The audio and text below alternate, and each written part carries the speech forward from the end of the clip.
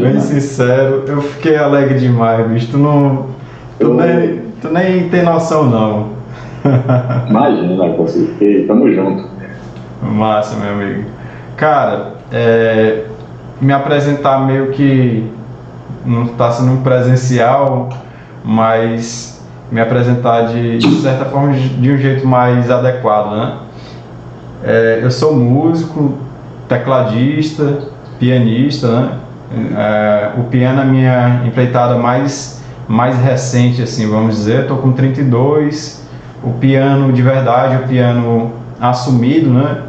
Veio lá pelos 27 anos por aí e tal. Então eu tô nessa vida de aceitar o instrumento, a troca do instrumento. E estou no mestrado agora na UFRN. Durval me falou muito bem de você. Não sabia que eu já lhe acompanhava. Ó. Legal. Durval Cezete. Lembra dele?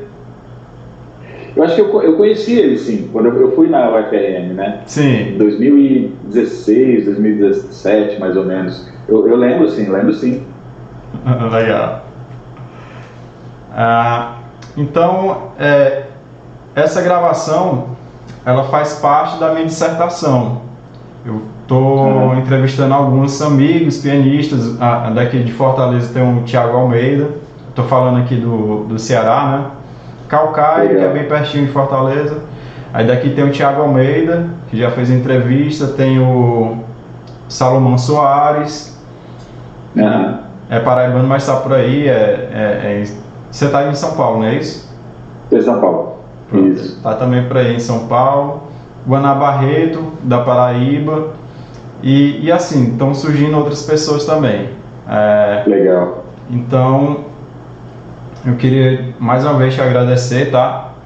Pela moral aí, pela confiança. Imagina, obrigado. Eu que agradeço pelo convite aí, Tassi. Então, tem alguns trâmites aqui por conta de ser da academia, né, que a gente tem que formalizar. Então, eu peço que você diga o seu nome completo e a tua idade atual. Hércules Francisco Pinto Gomes, 42 anos. 41, 42 daqui a pouco. Calma.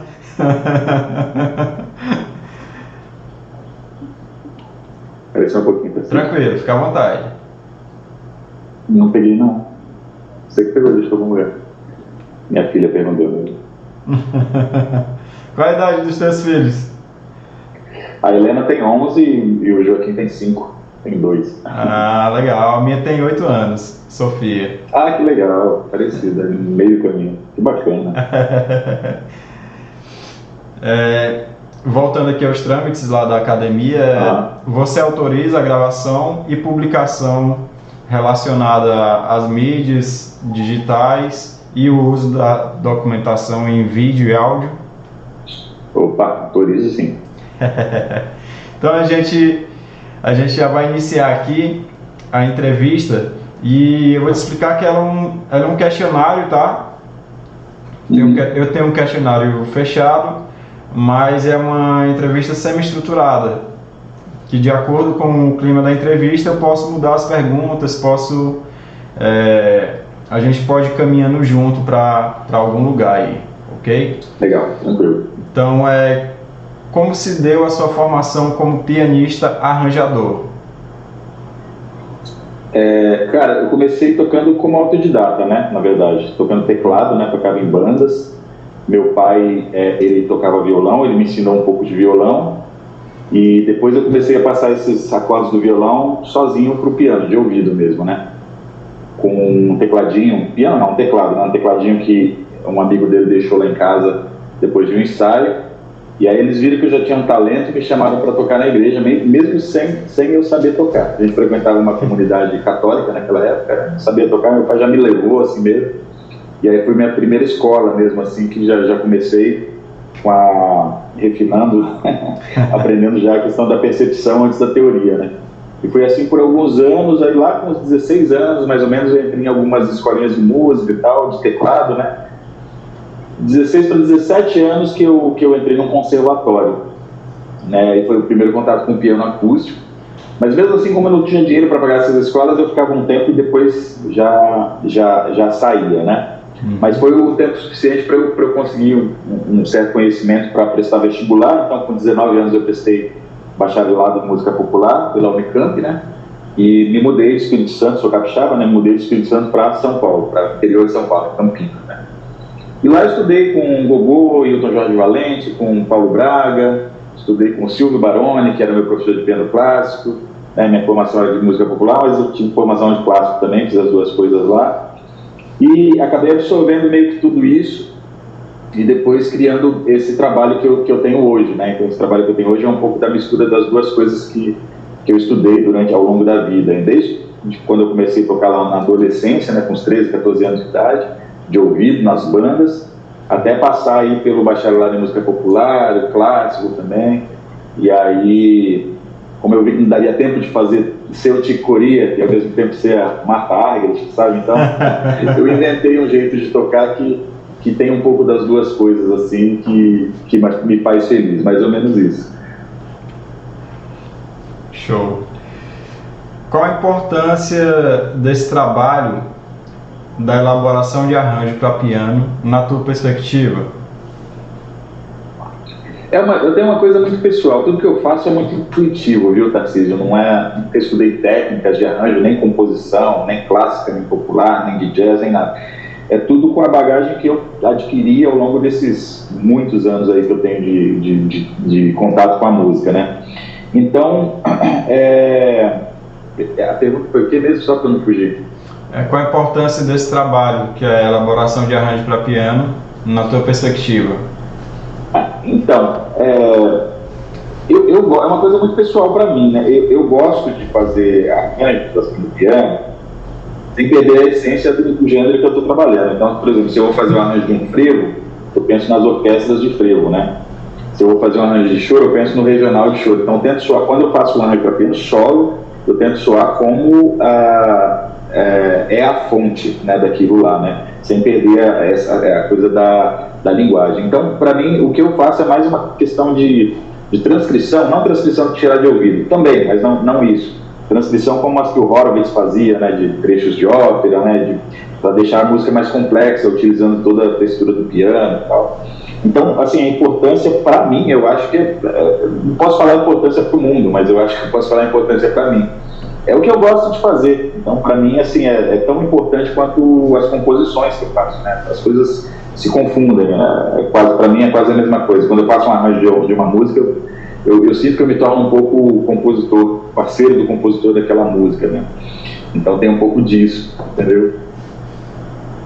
Agora, respondendo de forma um pouco mais ampla, assim, eu acho que no Brasil a gente tem muita carência de arranjos escritos para piano solo, né? Porque na música popular a gente já meio que, com harmonia funcional, improvisação, a gente já pratica um pouco mais disso, de composição, né, e de arranjo.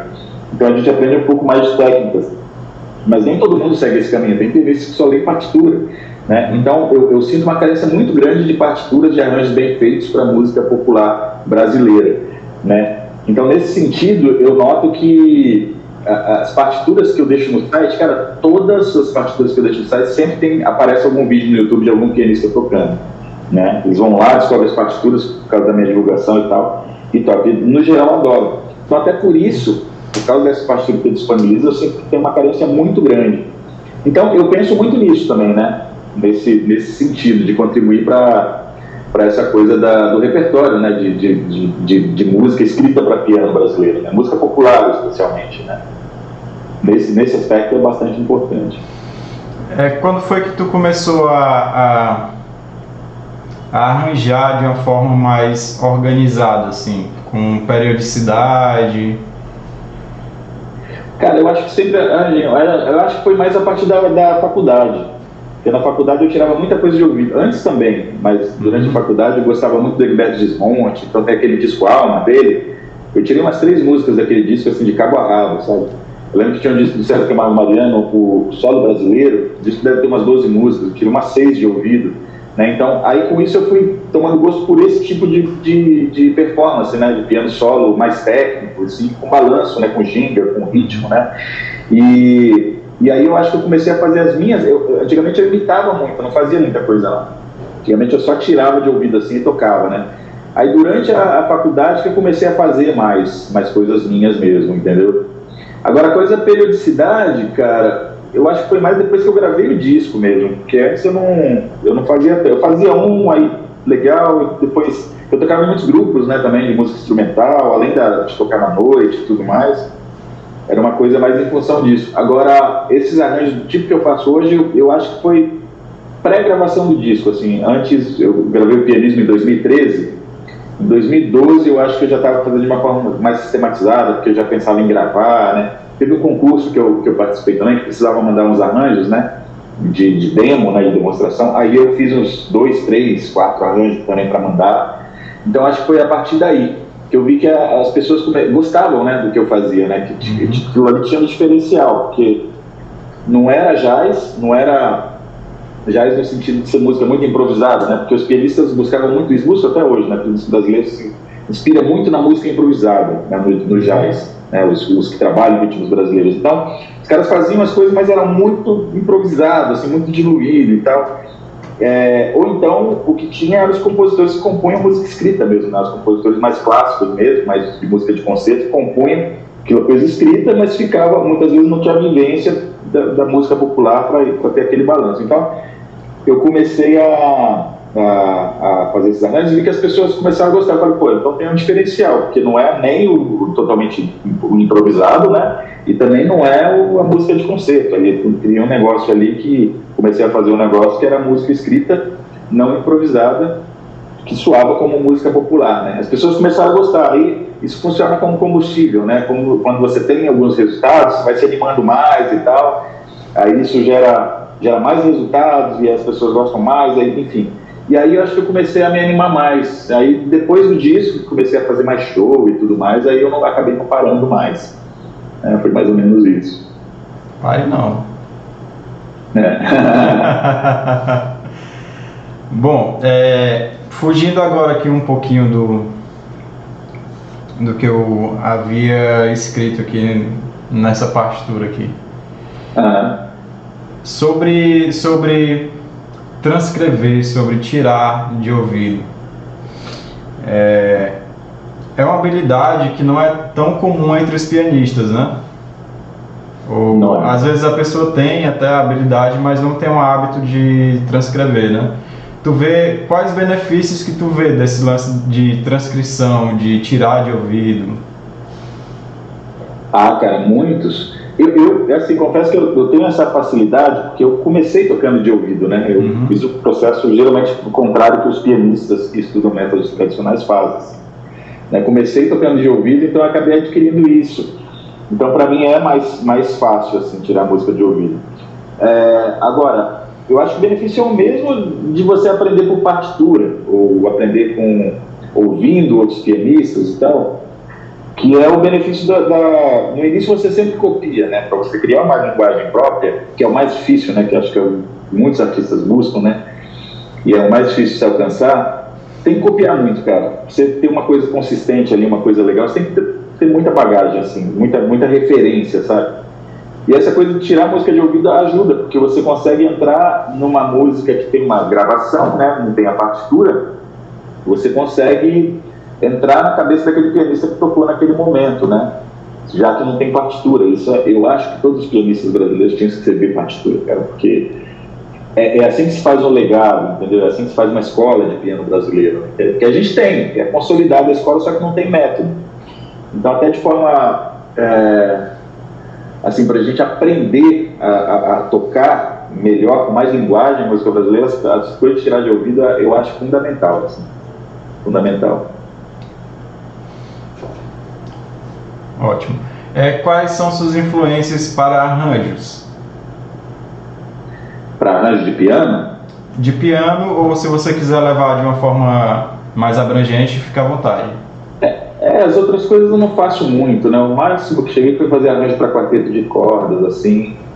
E aí foi uma coisa que eu partir mais do piano, com algumas referências de música clássica também, mas não tem tantas referências assim, parte mais da minha cabeça mesmo quando eu faço quarteto de cordas. Quando eu faço o meu trio, por exemplo, é mais...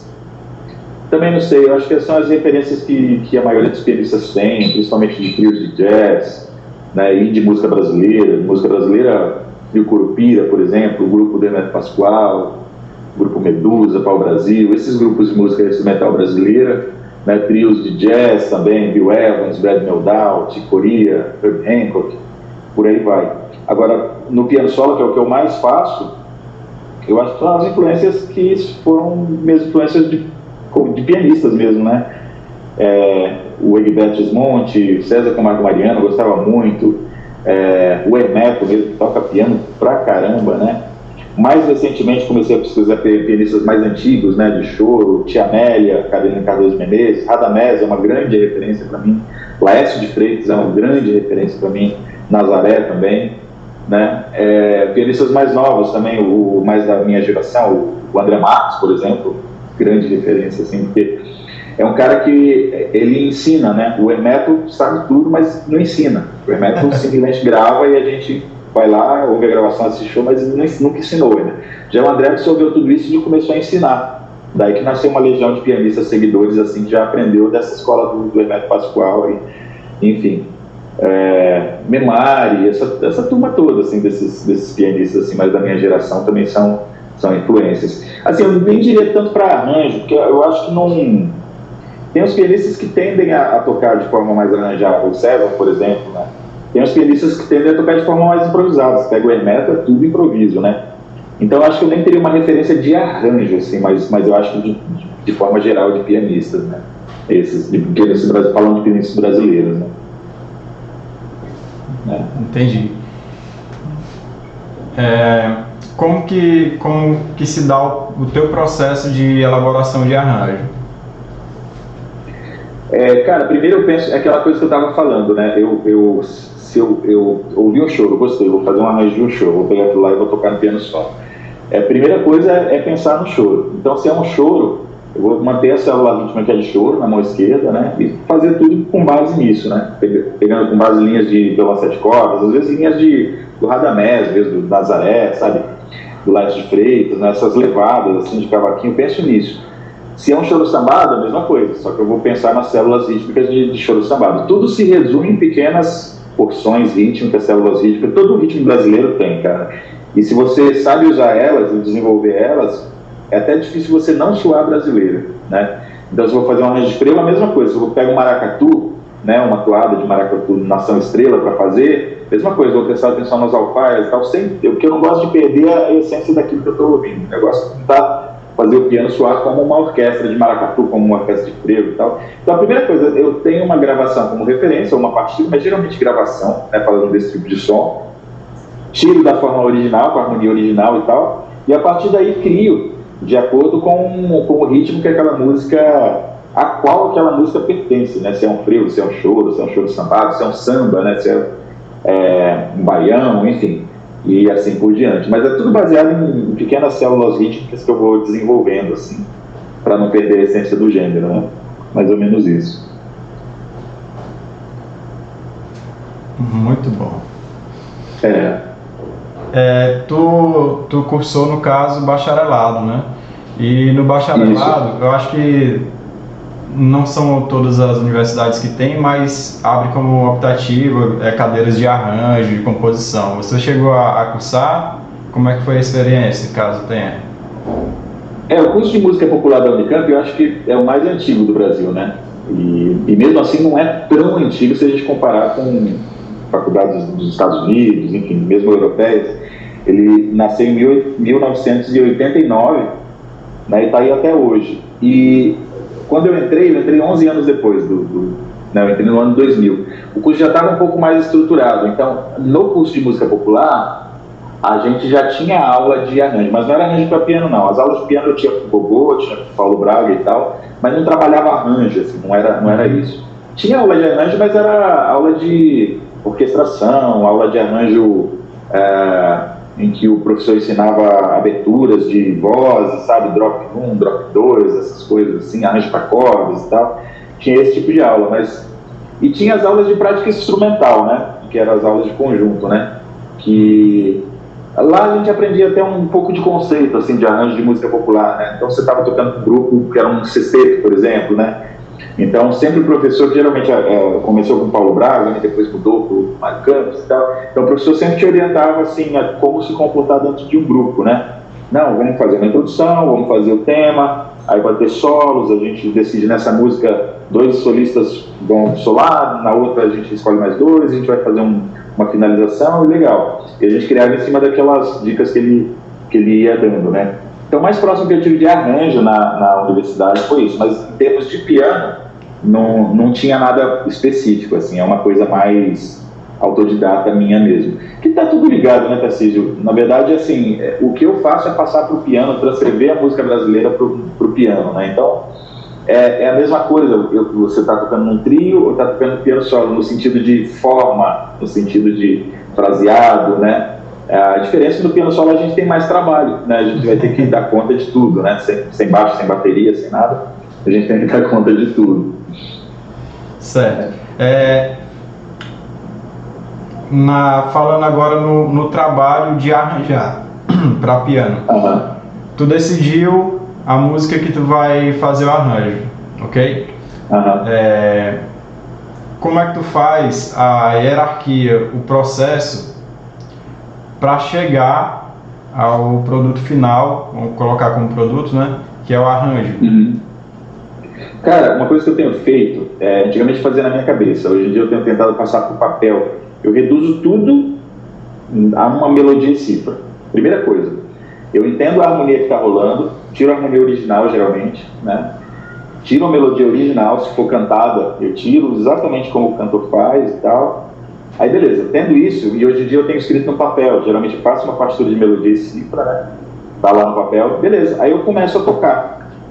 Como, lógico, eu já tenho as ferramentas mais interiorizadas, então, cara, é praticamente uma leitura à primeira vista que na segunda vez soa melhor, na terceira melhor, e ao mesmo tempo improviso, né? E a coisa vai crescendo, quando eu vejo eu tenho um arranjo pronto. Eu uso muito celular, porque quando é um arranjo muito simples, dá para fazer numa tarde, mas quando é uma coisa muito complexa, chega a durar meses, entendeu, para fazer. Então eu vou gravando, né? Eu vou tocando e vou gravando no celular mesmo. Até tem gravadores profissionais, mas o celular é muito prático, e aí eu boto no piano lá, pá.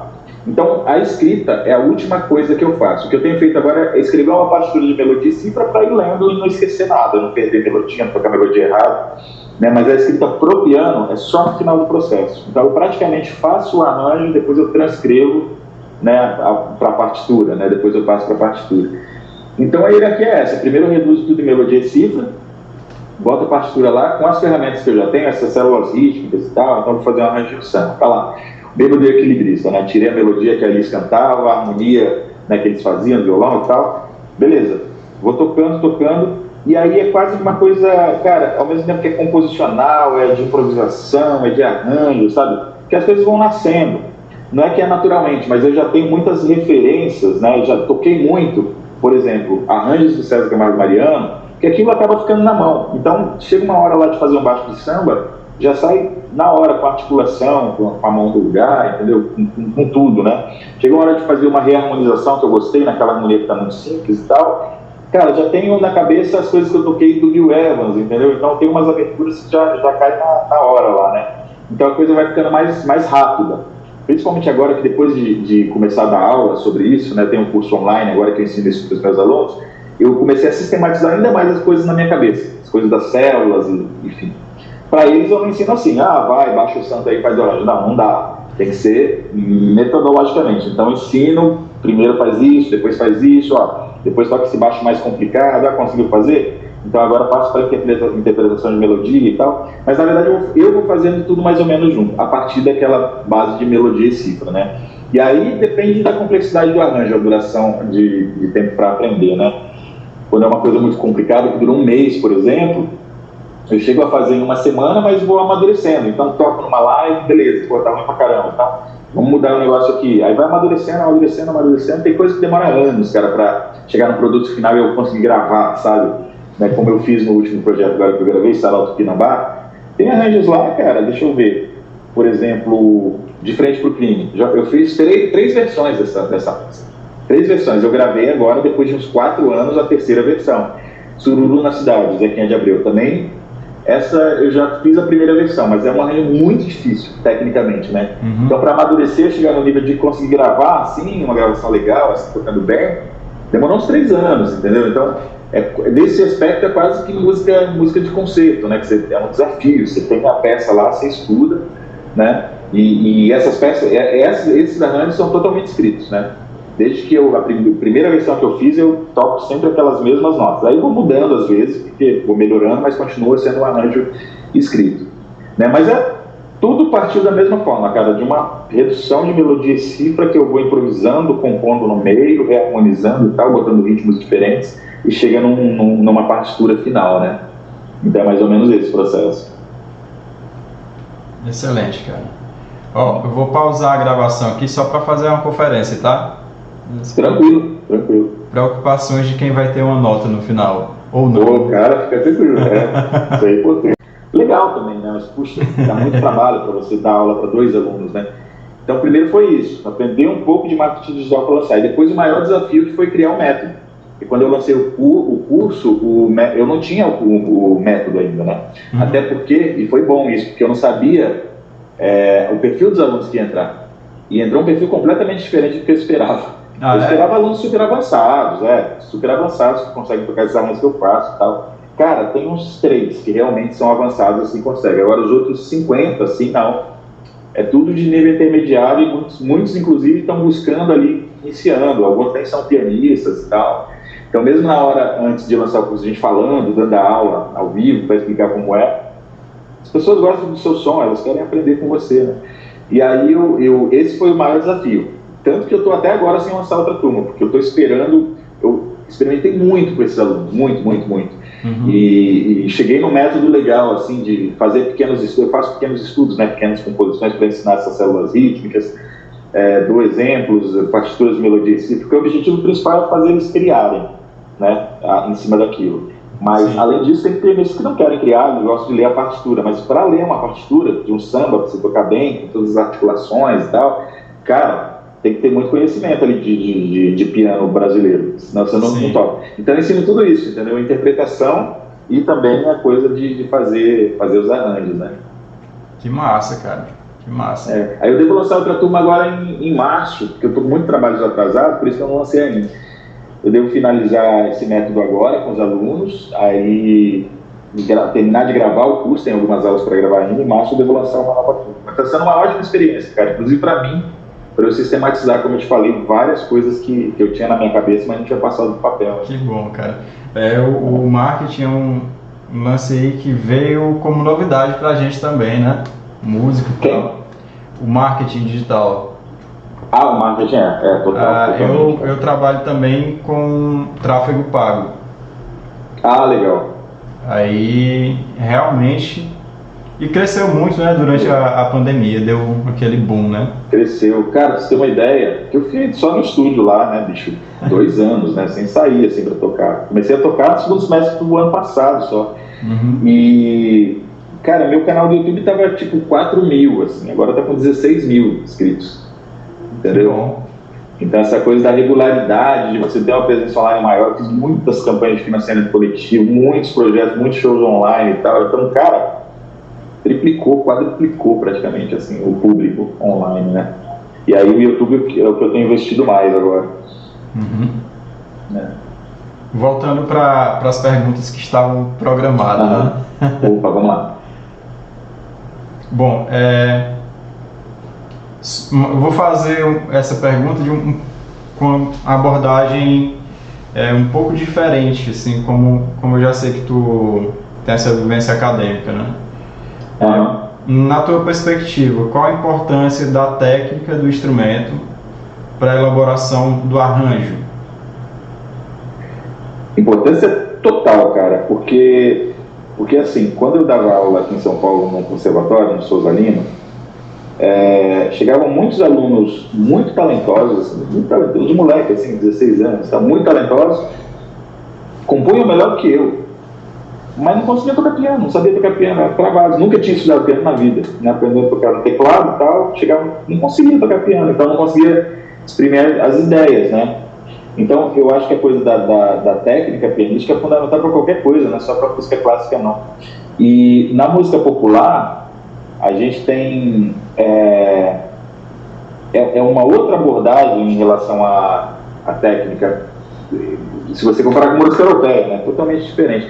Na verdade é a mesma coisa, assim, só que a música europeia, o método tradicional, não vou falar nem música europeia, mas o método tradicional que os pianistas aprendem desde que começam a fazer as primeiras aulas é muito diferente das articulações, das coisas da música popular, mas ele já está mais digerido, entendeu? A gente já aprende, vamos botar o pedal no primeiro tempo, aí você solta no final do compasso, o tempo forte é o 1, né?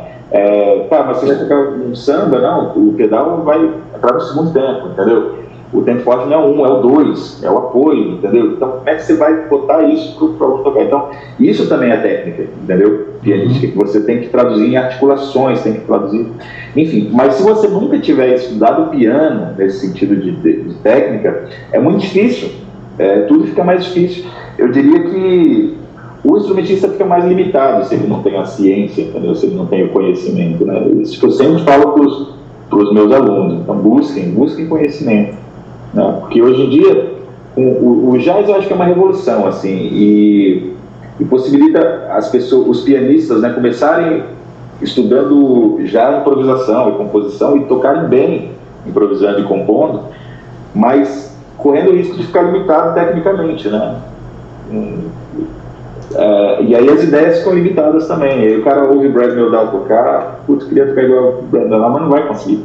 Ouve o Makoto Ozono, ouve o Chick Corea, o Hancock, mas não vai conseguir, entendeu? Porque esses caras todos estudaram, esses caras todos têm a técnica, né? Então, a técnica acho que a gente pode tratar de vários aspectos, né? Mas eu acho que nesse aspecto mecânico, assim, é fundamental pro pianista. Sobre a... Eu diria, inclusive, Tassi, só complementando, se eu não tivesse estudado clássico eu nunca tinha estudado clássico, só popular, né? No conservatório eu fiz aulas esse método tradicional, eu toquei no máximo um bar na Madalena, assim, pouca coisa. Mas na faculdade eu fui mais a fundo, tanto que foi uma época assim, que eu parei de tocar popular só para estudar clássico, né? Uns 3, 4 anos, mais ou menos. Então eu estudei bastante, tinha um professor muito bom, que era o Silvio Baroni. Então nessa época eu aprendi muita coisa. Se não fosse essa passagem, eu não faria nem um quinto do que eu posso fazer hoje, né? Em termos de exploração do instrumento, de conhecimento do piano mesmo como instrumento, entendeu? Eu acho que é muito importante. Falando sobre arranjos, que fontes você indicaria como influências de como fazer arranjos ou de inspirações de como fazer arranjos? A primeira coisa são os discos mesmo, né? Tem que ouvir muito, sempre ouvindo mais o que você se identifica, né? Que você gosta, que você busque, né? Só ouvindo você absorve muito, cara. Não precisa tirar a música de ouvido igual eu fazia, não. Só ouvindo você absorve a linguagem, né? Essa coisa que eu falei que a música tradicional tá no nosso ouvido desde que a gente nasce, né? Ela tá mais direito, por isso que a gente já ouve a música clássica, a gente já ouve o jazz, né? Até mais do que choro, os pianistas, né? Então ela já está mais digerida. Então o primeiro método eu acho que são os discos, né? A principal escola são os discos, as grandes referências aí através de gravações, né? Aí o segundo, cara, é uma coisa que tem muita carência aqui no Brasil, que é método escrito mesmo. Isso a gente não tem, de piano popular a gente tem, quer dizer, tem, mas é muito pouco. Alguns muito superficiais, outros aprofundados demais, mas só em um assunto, né? Então eu acho que falta muito isso. A coisa está mudando um pouco agora com esses cursos online, que graças a isso, aí os pianistas acabam criando métodos, né? E para vender curso eles acabam dando aulas gratuitas, postando dicas e tal. Então isso você não faz ideia como é bom, cara, para o piano brasileiro, porque isso aí ajuda, a gente aprende muita coisa com isso, entendeu? Só com essas postagens da internet. Então a internet eu acho que revolucionou com isso. Então a coisa está mudando um pouco com essa história dos cursos online, mas ainda falta um método definitivo, assim, uma referência de que é o piano brasileiro, sabe? Sei lá, no jazz existem muitos exemplos de livros de jazz, assim, um para cada assunto, tá? O piano brasileiro não tem nada, piano popular brasileiro, né? Então tem muito pouco, né? Tem muito pouco. Os que eu conheço são muito pouco. Alguns amigos têm algumas iniciativas, são muito boas, assim, mas como eu falei, às vezes falam superficialmente de vários assuntos, às vezes falam especificamente de um assunto só, muitas vezes são dissertações de mestrado, tese de doutorado e tal, mas aí é muito acadêmico, né? Não dá para o cara pegar aquilo lá, ler e aprender realmente aquilo. Dá para aprender muita coisa, mas dá para tocar piano com aquilo, até porque o mundo acadêmico, você sabe que é um negócio que coexiste, né, com o mundo não acadêmico. Então é um negócio, é um mundo que, cara, ele sobrevive, ele vive a parte, né, por ele mesmo, né? Então é uma coisa que falta essa comunicação também da academia com o mundo fora da academia. Universo paralelo. Exatamente, é um universo paralelo. Então tem coisas muito interessantes na academia. Já encontrei coisas muito interessantes, inclusive fizeram um projeto sobre mim mesmo, meu trabalho e tal, que eu achei muito interessante, e falaram coisas, descobriram coisas sobre mim que nem eu tinha pensado. E depois você fala, nossa, isso é mesmo, cara, isso é totalmente verdade. Mas falta um método, sabe, cara? Falta um método. Tipo, de violão a gente tem métodos, entendeu? Mas do piano popular brasileiro a gente tem pouco, em relação ao que poderia ser, né? Tem muito pouco. Ok. Por quê? Porque eu falei, se você tiver um livro, um oficial não é um livro, você quer um livro de piano popular brasileiro que o Eco escreveu, que o Tarcísio escreveu, cara, se for bom, o negócio virar referência mesmo, as universidades começam a usar, cara. As escolas de música começam a usar. Por que se usa método de Maruzan até hoje, bicho? Maruzan? Não, Mário Mascarenhas, até hoje. Maruzan também. Mas o Mário Mascarenhas, até hoje. Coisa de piano, coisa de acordeon. Que é o que tem. Método de clarinete, que usa, até hoje usa um método de Nabucco Pires de Camargo, bicho, foi 50 anos atrás. Por quê? Porque é o que tem. Entendeu? Então, se tem uma coisa assim, que é respeitada e muito boa, a academia vai começar a usar como referência para ensinar, as escolas de música também, os centros, conservatórios, começam a usar. Então, isso para o piano brasileiro falta. Isso falta. Sim, sim. E ratificando, né? Reafirmando aí o que tu falou, é muito importante, cara, teu trabalho. Sério mesmo. Eu fui fazer uma prova para um concurso, né? Para professor. E tiveram, que eu lembre agora, foram duas questões relacionadas a ti. A arranjos teus. O corta-jaca e um arranjo de um frevo vassourinhas. Eu não encontrei vassourinhas no teu site. Não tem. É um que eu só dou. Se quiser, eu te mando essa. É um que eu só dou para os meus alunos. Mas eu acho que eu dou como exercício até. Eu ensino eles as levadas, né? E peço para eles escreverem, né? Eu não sei se eu tenho mão esquerda e mão direita, mas se quiser, eu te mando. É simples, um arranjo simples. Mas que legal, cara. Que bom, bicho, é muito importante e totalmente real o que tu tá falando, tá? A gente vive na academia, tipo, há uns 50 anos atrás mesmo, né? Falando de metaverso no mundo fora da academia, e na academia tá o Mário Mascarenhas, né? Exatamente. Que por sinal, é uma referência, né? Tem mudado, viu? Tem mudado. Por causa de iniciativas como caras como você agora. A gente está fazendo essa entrevista, papo super bacana. O que acontece? A turma que está mais antenada, né, tá indo para academia agora. Que a gente já está numa era assim, que a galera toda já tem tudo, pelo menos graduação. A maioria dos músicos tem, né? Dos músicos assim, dessa nossa área. Na minha época não era. Graduação era um negócio de música muito novo. Na década de 90, anos 2000, era muito novo. Hoje em dia não, a gente já está... Então, com essa turma mais antenada, indo para a academia, se graduando, se pós-graduando e assumindo esses cargos, né, de professores acadêmicos, de diretores, aí a coisa vai começar a mudar, só que é um processo muito lento. Mas eu já percebo uma mudança, cara, em relação à minha época de graduação, entendeu? Eu já percebo uma mudança. Até porque colegas meus daquela época hoje são professores da academia, né, de universitários. Então ele já tem outra cabeça, já sabe da importância das coisas, né? Então eu acho que vai demorar ainda para a coisa ficar mais próxima, assim, ficar ideia, mas vai chegar. Acho que a gente chega assim. A pequenos passos, mas vamos caminhando, né? Exatamente. Bom, fale um pouco sobre como você vê a diferença entre composição, arranjo e improvisação. Aí é que tá, cara. Pra mim, eu quase não vejo.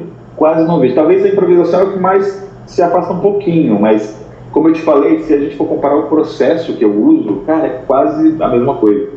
Porque quando eu componho, eu acabo me remetendo ou me inspirando em alguma coisa que já existe. É sempre assim, sabe? Eu vou compor um choro, tá, eu lembrei de uma ideia do Pixinguinha, eu vou utilizar, entendeu? Não a melodia, mas a ideia, aqueles caminhos harmônicos, melódicos, né? Ao mesmo tempo, a composição, o arranjo. Se eu for fazer uma composição, se eu for fazer um arranjo, é uma música que já existe, mas como eu te falei, eu me sinto meio compositor, né? Eu co-autor daquela música a partir do momento que eu começo a mudar. E isso que é legal, que eu acho assim, legal na música popular, de ter um pouco dessa liberdade, né? Mas ao mesmo tempo eu gosto daquele desafio da música de concerto, né? Então aí eu já começo a tentar unir as duas coisas. Então, praticamente, para mim, a composição e o arranjo tem quase o mesmo peso, assim. Talvez a improvisação se afaste um pouquinho, mas quando eu estou fazendo o arranjo, eu estou improvisando, porque eu estou lendo uma partitura de melodia assim que estou criando ali na hora, né? Espera só um pouquinho, Tarcísio. Tranquilo. Tá. Tarcísio, você me dá 2 minutos? Fica à vontade. É rapidinho, já volto. Tranquilo.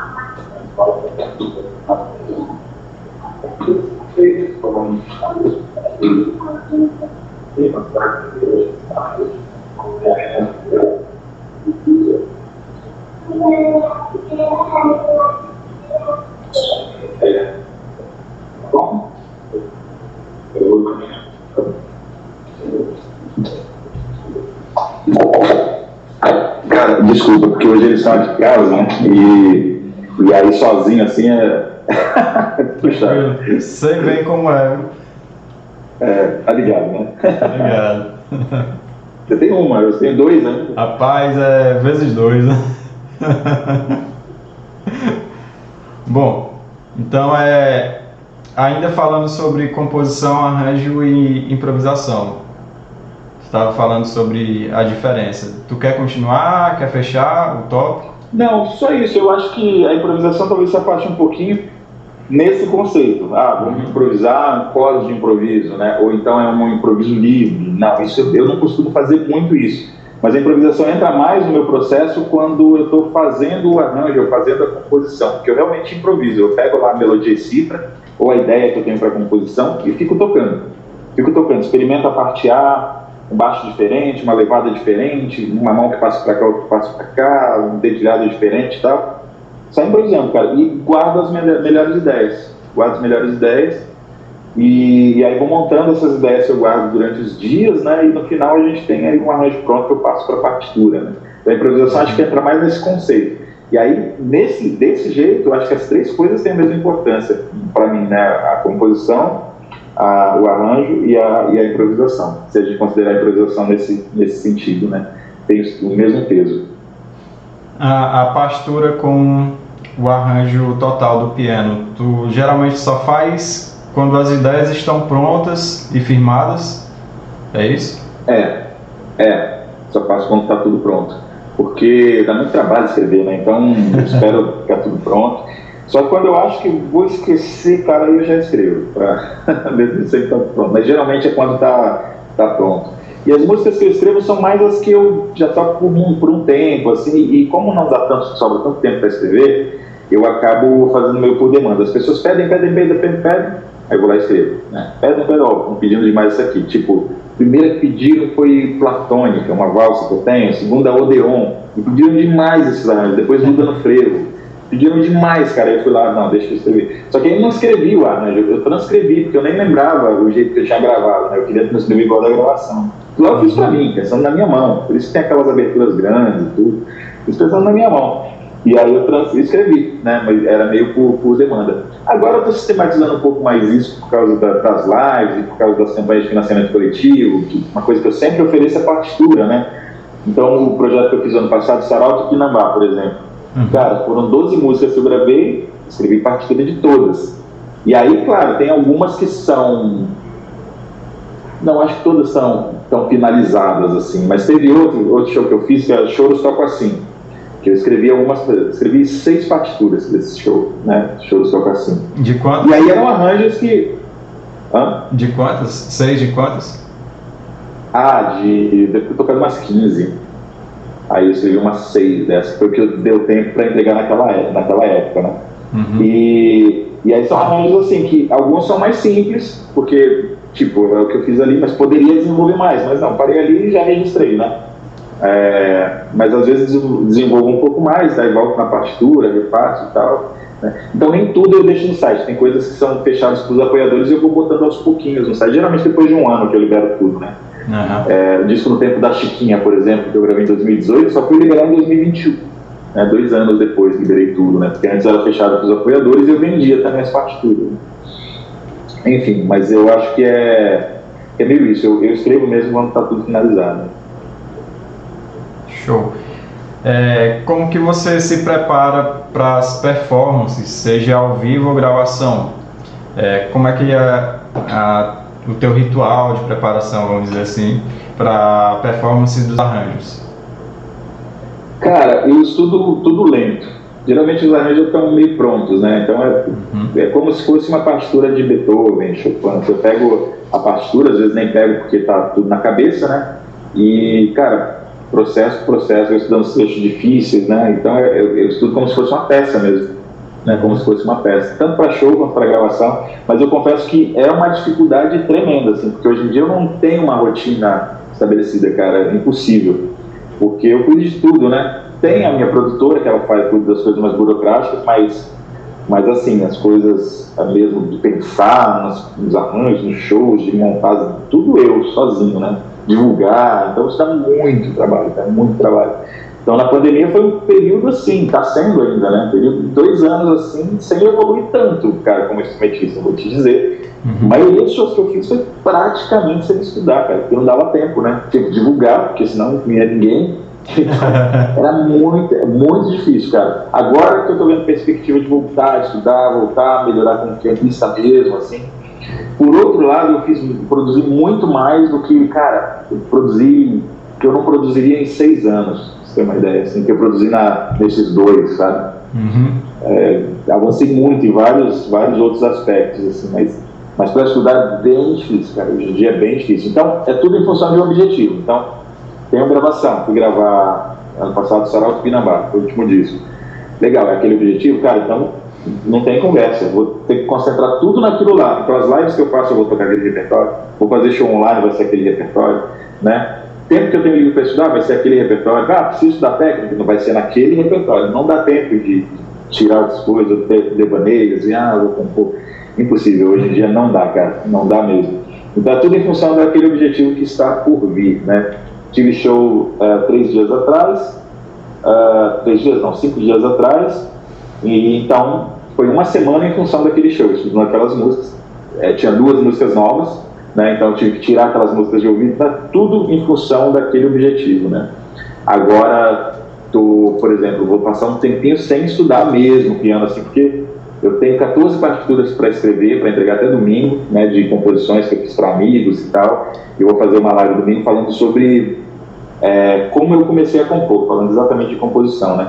Eu vou entregar essas partituras, então, cara, vai ser a semana inteira escrevendo partitura, não vai dar para estudar piano, tipo, aí tem live, beleza, então a live vai ser em função dessas partituras, então em função de coisas que estão relacionadas a isso, entendeu? Então é tudo assim, cara, é uma loucura mesmo. É uma correria também, né? Bom, alguns colegas, como exemplo o Thiago Almeida, daqui de Fortaleza, não sei se você conhece. Conheço sim. Tocava com o Kainan, né? Salomão Soares. Eu conheci por causa do Kainan é muito meu amigo, né? E aí ele foi o primeiro a mostrar, ó, esse cara aqui lá na minha terra, bicho, fez um duro, pô, legal pra caralho, toca pra caramba. Salomão Soares também, eles falaram sobre pensar sobre um arranjo mais aberto, não ir com todas, com a partitura ou o arranjo completo para gravação ou para show, que é o que a gente entende como um arranjo aberto, como você mencionou, dessa questão da improvisação, né? E também em contraste a gente vê os arranjos fechados, né? Que meio que soa, para mim soa como César Camargo, assim, a gente vê que tá mais pronto ali, tá mais definido, né? É isso. Como é que tu enxerga esse lance dos arranjos abertos, arranjos fechados? Tu é mais adepto a um ou a outro? Não, a minha música é escrita. Hoje a minha música é totalmente escrita. Não totalmente escrita no papel. Tem muita coisa que eu toco ali, beleza. Então, cada hora eu toco mais ou menos de um jeito, mas é seguindo aquela forma, né? Não costumo mudar muito, não. Esses caras todos que você citou são improvisadores. Né? A parada deles não é essa, né? Não é essa minha.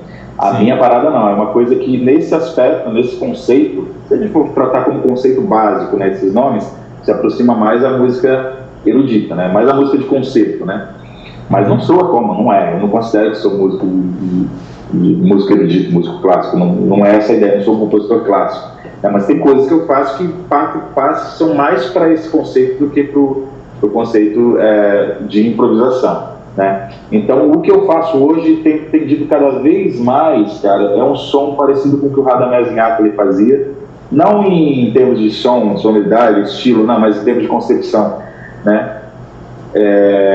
Mais ou menos parecido com o que o Radamés fazia, um compositor que eu adoro muito, aquela coisa, o que você quer ser quando crescer? Eu diria Nikolai Kapustin, né, que era um compositor russo, ucraniano, que faleceu há pouco tempo, que fazia o que o Radamés fez aqui no Brasil, só que ele fazia com jazz. Então, jazz, assim, que você escuta o Peterson, você escuta o solo do Hancock e tal, e ao mesmo tempo você escuta o Prokofiev, você escuta Mozart às vezes, né, mas você escuta Rachmaninoff também, e é tudo escrito, cara, tudo escrito. Mas é num nível absurdo, assim, é o que eu queria chegar nesse nível, só que com música brasileira, entendeu? Então a minha música hoje em dia é escrita, os meus arranjos são todos fechados, são todos escritos mesmo. Principalmente que as pessoas tocam, né? Porque quando as pessoas tocam é porque tem partitura. Então esses que as pessoas tocam especialmente são todos escritos. O que muda, cara, é que às vezes eu gravo um disco, por exemplo, no Tempo da Chiquinha. Aquilo lá é um disco todo pensado, os arranjos têm a forma e tal, até porque tem flauta, tem voz e tal. Mas, cara, se eu for tocar aquilo lá, cada hora eu vou tocar de um jeito. O acompanhamento que eu faço com a flauta, o acompanhamento que eu faço com a cantora. Mesmo gaúcho tem a partitura, mas eu mesmo já mudei um monte de coisa, entendeu? Mas a forma é aquela mesma, a ideia é aquela, exatamente aquela, entendeu?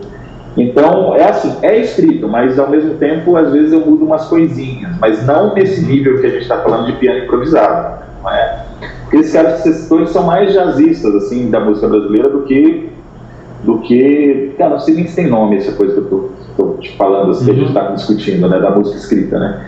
E são mais do improviso, né? Eu sou mais da coisa pensada, do escrito. Eu gosto disso. Eu gosto da liberdade da música popular, aquilo que eu te falei. Sim. Mas eu gosto do desafio também da música de concertos. Você tem que vencer aquele desafio daquela obra, né? É um negócio que eu adoro. Então a improvisação para mim entra mais nesse sentido do processo ali, né? Enquanto eu estou criando. Depois que está pronto. Claro, tem algumas coisas que eu toco com mais liberdade que outras. Por exemplo, o arranjo que eu escrevi nesse show que eu te falei, show de toco assim, me pediram muito foi Lamentos, do Pixinguinha. Legal, tudo escrito, escrevi lá, dei para todo mundo. Mas me pediram muito outra que eu falei, cara, eu não vou escrever isso aqui, porque vai ser difícil de ler, eu não sei nem como que eu vou escrever isso, porque eu toco de jeito. Estou murmurando, também Pixinguinha. Que eu faço de um jeito balançado, cara, que você passar aquilo pro papel, primeiro, eu vou gastar um mês para transcrever aqui, para escrever aquilo, né? E segundo, que todo mundo vai tocar errado, porque ali tem umas coisas que são de conceito da música brasileira. Você tem que ter aquilo primeiro incorporado, senão se você ler as notas você não vai conseguir tocar, cara. E é um problema. Então eu vou gastar um mês para as pessoas acharem difícil, por causa das aberturas que eu faço, e não conseguirem tocar com aquele balanço, entendeu? Então eu não fiz, essa eu não fiz, porque ia dar muito trabalho, né? Então tem isso, tem coisas que são realmente escritas que eu toco do jeito que eu sempre faço, tem coisas que são mais assim, improvisadas nesse sentido de uma melodia e cifra, vou fazendo ali na hora, né? Mas essa coisa de coras de improviso, então, abre o show com um improviso livre, cara, isso aí, tô cada vez mais distante. Já fiz, já gostei mais, mas hoje em dia eu gosto de ouvir. Esses caras que você falou todos, eu sou muito fã, assim, gosto muito de ouvir ele, gosto muito do trabalho, mas assim, não é uma coisa que eu busco hoje em dia, entendeu? Massa, cara. É interessante tu falar aí sobre o teu arranjo, uma liberdade, né, que você tem de mudar o próprio arranjo também. Sim. Quando você está à vontade para fazê-lo, acho que é interessante. Eu notei no Corta Jaca, que eu toco o teu arranjo, né? Aí eu fui ouvir a gravação aí. Tá diferente aí, né? Então, mas o Corta Jaca, eu não sei se a partitura que você pegou, mas são duas. O pessoal sempre me pergunta isso no YouTube, que tá diferente da gravação. Tem uma que eu gravei em 2014, foi o primeiro arranjo que eu fiz. Aí em 2018, a gravação do disco, mesmo no tempo da Chiquinha, é a que eu transcrevi. Tanto que eu tirei o que eu fiz no disco e passei para a partitura, que é a partitura que está no site agora. Agora, você pegou essa mais antiga, tem umas coisinhas diferentes, sim. Eu até boto coisas mais específicas, assim, de cresce aqui, faz uma staccato aqui com ligadura e tal, coisas que eu não boto nessa outra, porque eu vi que não adianta, porque as pessoas não sabem interpretar. Por mais que você tente, cara, a partitura vira um ET. E ninguém consegue tocar do jeito que você tenta escrever. Então eu percebo assim que o pianista brasileiro precisa é incorporar a linguagem, cara. Assim como a linguagem da música europeia, da música clássica está incorporada, assim como a linguagem do jazz está incorporada. Pô, você vai ler uma partitura de jazz, uma transcrição do solo do Peterson. Cara, não precisa nem colocar que é coxinha swingada, todo mundo já sabe, todo mundo que estuda piano jazz já sabe que é coxinha swingada e vai tocar aquilo. Mas pro choro, as pessoas não têm isso, os pianistas não têm isso, entendeu? Então, não adianta você botar a articulação, cara, vai ficar um negócio, um ET, e ninguém vai tocar direito.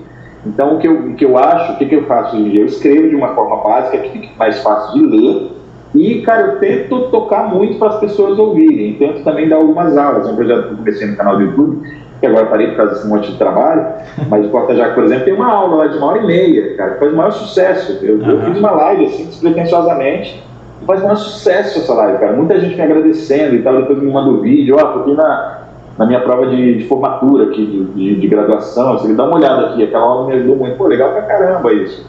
Mas eu percebo que o caminho é mais esse do que escrever, cara, todas as articulações, que é muito difícil, né?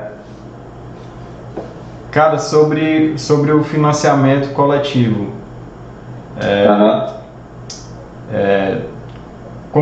como que é a importância dele para ti, né, sentir esse apoio, não só aquele apoio de, cara, tá massa,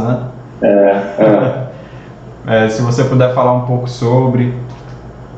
Eu acho que financiamento coletivo, muitas pessoas confundem, né, com doação. Não é uma doação, é muito diferente, né?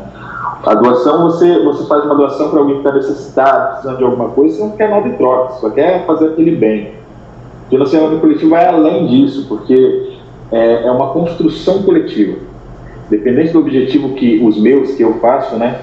Se eu vou gravar um disco, a pessoa que me apoia financeiramente, cara, ela está participando daquela construção, ela está fazendo aquilo comigo, entendeu? Então, a pessoa, o apoiador, se sente parte do seu trabalho. É uma coisa que quando você abre, o cara que te segue, que te adora, ele até agradece, cara. Puxa, obrigado por dar essa oportunidade de estar mais próximo de você, de fazer isso acontecer. Então, quando o cara recebe um CD na casa dele, vê o nome dele lá, fala, pô, tem um dedinho nisso aqui. Quando lança nas plataformas digitais, sabe? O cara ouve aquilo lá, pô, que legal, participei disso aqui. Quando eu faço uma live, um show online, falo daquilo, eu faço um vídeo, o cara vai lembrar que aquilo, não, eu ajudei naquilo ali. É uma construção coletiva. Eu sinto eles comigo e eles se sentem comigo também. Isso é muito, muito, muito legal, entendeu? Então, o financiamento coletivo vai muito além. E sem contar que o cara que te apoia financeiramente, cara, é o seu público assim, mais valioso do mundo, sabe? Porque esse cara é o cara que vai ouvir a sua música, é o cara que vai assistir os seus vídeos, é o cara que quando você vai fazer um show na cidade dele, ele vai no seu show, entendeu? Então, esse público que eu sempre busco, cara. Eu não quero 1 milhão de fãs, isso aí pra mim não faz sentido. Eu nem quero porque dá muito trabalho, cara. Você administrar tudo, você não consegue responder a mensagem se tiver 1 milhão de fãs. Não, cara, eu quero poucos, mas as pessoas certas, as pessoas que eu sei que eu vou falar e elas vão me ouvir. entendeu? Então é isso que eu busco, é isso que eu gosto. E o financiamento coletivo ajuda você a crescer esse tipo de público. Isso é muito legal, cara, porque é um público que uma vez que eles chegam, eles não vão embora, eles ficam ali, cara. Isso é muito bacana, cara, é muito bacana, uma das coisas mais gratificantes. E eu tive uma experiência assim, Tarcísio, de fazer muitos financiamentos coletivos durante a pandemia, porque precisava fazer, não tinha show, né? Então teve vários meses aí de 2020, 2021, cara, que meu salário, comprei leite para os meus filhos, paguei aluguel e tudo, com financiamento coletivo, cara, porque não tinha show e nem aula eu estava dando nessa época. Então foi financiamento coletivo mesmo. Isso é um mundo perfeito, cara, no sentido de que você está falando para pessoas que te ouvem e elas estão te patrocinando, né? Então é ótimo, cara. Porque muitas vezes você tem 1 milhão de fãs, cara, mas você tem, cara, 100 pessoas que realmente te seguem ali e gostam do seu som, né? Aí não é nada, né? Não significa tanto assim. Então, para mim é uma coisa muito importante que veio para ficar, né? Eu fiz meu primeiro, na verdade, em 2018. Aquele disco No Tempo da Chiquinha eu gravei com financiamento coletivo, né? Foi meu primeiro e maior, inclusive, assim, que consegui a maior receita e tudo mais, e o maior público, inclusive, né? Depois eu fiz outro em 2019, para o show que eu ia fazer em Brasília, que o patrocínio caiu e tal, eu paguei tudo, passagem de avião com financiamento coletivo, hotel, alimentação, filmagem, tudo financiamento coletivo. Esse show tem inteiro no YouTube também, show no Clube de Show de Brasília. E aí depois eu vim fazer um outro no início da pandemia, né, para continuar o trabalho da Tia Amélia, e aí depois comecei a fazer shows online, vários financiamentos coletivos para várias coisas de várias naturezas, né, e é uma coisa que eu vou continuar fazendo, cara, porque isso é muito bom, isso aproxima o público de você, da gente também, né. Sim, com certeza. Hércules, cara, mais uma vez, eu tô nem acreditando que eu tô falando contigo. Que isso? Sério mesmo, gente. Sério mesmo. Fora o pianista que você mostra-se uma pessoa muito, muito marcante e isso é muito, muito interessante assim, para a nossa vida também, né? Porque teve um tempo que o músico era tipo uma estrela assim, inatingível, né? Acho que quanto menos tiver desse tipo, melhor. Melhor. Eu acho que a internet aproximou muitas pessoas também, o artista do fã, do público também, né? Eu acho que porque fazer um negócio desse aqui na década de 90, imagina, cara, com o César Camargo Mariano, que eu era fã naquela época, sou até hoje, né? Mas naquela época só ouvia ele. Impensável, cara. Impensável. Eu lembro até hoje que ele veio tocar aqui em São Paulo, no Ibirapuera, eu vi com meus discos de vinil, assim, cara, tipo um cara autografado. Então era assim, era uma coisa muito distante, né, cara? E de certa forma, com alguns músicos hoje ainda né? Mas eu acho que a internet aproxima bastante a gente também, né? Sim. Cara, então eu realmente te agradeço de coração, viu? Pela parceria aqui com esse, com esse trabalho, que pra mim e pra ti demonstrou ser importante, né? Então, realmente, cara, eu te agradeço. Vamos fazer aquela fotinha, né? Opa! Eu vou fazer até uma de celular aqui, eu vou tirar um print também, eu vou fazer uma de celular que fica mais original. E qual é o tema da sua dissertação, Thiago? No caso, o tema ainda não está fechado, né? Eu ainda estou na escrita, mas acabei não fechando o título. Mas é arranjo de piano solo na música popular brasileira, mediante 3 músicas de Luizinho Duarte, que é um compositor. Quem é Luizinho Duarte? É um baterista da Marimbanda, que é o grupo que o Thiago Almeida toca. Legal. E é muito massa, cara. Tem vários choros muito massa, muito bacana. Depois te mando algumas para você dar uma sacada. Então você vai pesquisar em função do play desse cara, é isso? Sim, a partir do repertório dele, né? Que foi meu professor quando era tipo pivete, assim, 12 anos. Aí hoje em dia ele tem 68, mas tá bem. Então eu queria fazer essa moral aí pra ele também. Que massa, hein, cara? Pô, que legal, parabéns, cara. Parabéns. Muito bom mesmo. Pois, cara, boa noite. Brigadão aí, viu? Fica com Deus. Boa noite, Tarcísio. Valeu, cara. Valeu. Abração. Tchau. Tchau.